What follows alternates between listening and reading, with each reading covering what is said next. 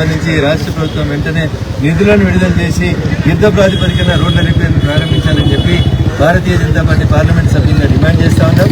మృతుల కుటుంబాలకి, అంతేకాకుండా ఇల్లు కూలిపోయిన వాళ్ళకి, కోల్పోయిన వాళ్ళకి ఇద్దరికి కూడా ఏదో ఒక రకంగా ప్రభుత్వం ఇల్లు పేరు మీద ఇస్తారా, ప్రధానమంత్రి ఆవాస్ యోజన పేరు ఇస్తారా, ఏదో ఒక రకంగా వెంటనే ఇల్లు కూలిపోయినటువంటి నిరాశ్రయులైనటువంటి బాధితులకు వెంటనే ఆర్థిక సాయాన్ని అందజేయాలని జిల్లా కలెక్టర్ గారు దీనికి సంబంధించిన నివేదికను త్వరగా ప్రభుత్వానికి పంపాలని చెప్పి డిమాండ్ చేశారు.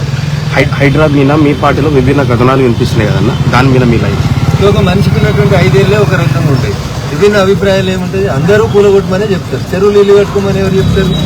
ఏ పార్టీ వాళ్ళు కూడా చెప్పారు. నాకు తెలిసి మా పార్టీ వాళ్ళు కూడా ఎవరు చెప్పలేదు. కొందరు ఎంపీలు చెప్పింది ఏంటంటే, పేదోడు 10 ఏళ్ల క్రితం 20 ఏళ్ల క్రితం ఇల్లు కట్టుకుంటుంటే అనుమతి ఇచ్చిన అధికారుల మీద కేసులు పెట్టకుండా గరీబోని ఇల్లు గుంచేస్తే నష్టం జరుగుతుంది అని చెప్తున్నాడు. దాన్ని కొనసాగింపుగానే రఘునందన్ రావు ఏం చెప్తున్నాడంటే, ఎకరాకి 100 కోట్లు అమ్ముడు పోయే భూములు ఉన్నాయి కదా కోకాపేటలో, అక్కడ ఒక 50 ఎకరాలు ఇంకా 150 ఎకరాలు మిగిలింది. పాత కలెక్టర్ వెంకటరామరెడ్డికి ఇచ్చిన 10 ఎకరాలు ఇంకా రిజిస్ట్రేషన్ కాలేదు. అసొంటి ధనవంతుల భూముల్ని వాపసు తీసుకొని ఎక్కడైతే హైడ్రా వల్ల నష్టపోతున్నటువంటి గరీబోళ్ళు ఉంటారో వాళ్ళకి 100, 200, 300 అక్కడ ఒక లేఅవుట్ చేసి అందులోపల ప్లాట్లు ఇస్తే ఈ చెరువులలో కూలగొట్టడం వల్ల నష్టపోయినటువంటి పేద ప్రజలు 100 కోట్లకి ఎకరం పోయే భూమిలో ఇల్లు కట్టుకోవడానికి ఒక ఫెసిలిటేట్ చేసినట్టు అవుతుంది. కాబట్టి భారతీయ జనతా పార్టీ నాయకులు అందరం ఒకటే మాట మీద ఉన్నాం. చెరువుల కట్టినవన్నీ కూలగొట్టాలని చెప్తున్నాం. మేము చెప్తున్న దాంట్లో ఏముందంటే, గరీబోళ్ళు ఇల్లు కూలిపోతే గరీబోడిని ఇల్లు కట్టుకునేందుకు పర్మిషన్ ఇచ్చినటువంటి కమిషనర్ మీద కేసు చేయమంటున్నాం. దానికి కరెంటు కనెక్షన్ ఇచ్చిన ఏఈ మీద చేయమంటున్నాం. బ్యాంకు లోన్ ఇస్తే బ్యాంకు లోన్ ఇచ్చినటువంటి బ్యాంకుల మీద కేసులు చేయమంటున్నాం. మీరు బ్యాంకు లోన్ ఇవ్వకుండా గరీబోడు ఇల్లు కట్టుకోకపోతున్నాయి కదా. అందుకని ముఖ్యమంత్రి గారు హైడ్రాని రాష్ట్రం అంతా విస్తరించాలని అనుకుంటున్నారని ఇలా పేపర్లో చెప్పిండు.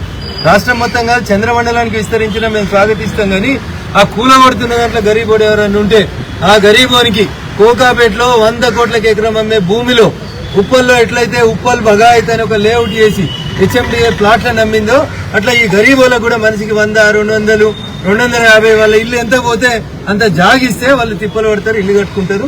కాబట్టి పేదవాడి పక్షాన బరాబర్ నిలబడతామని చెప్పి ఈ సందర్భంగా తెలియజేస్తాం.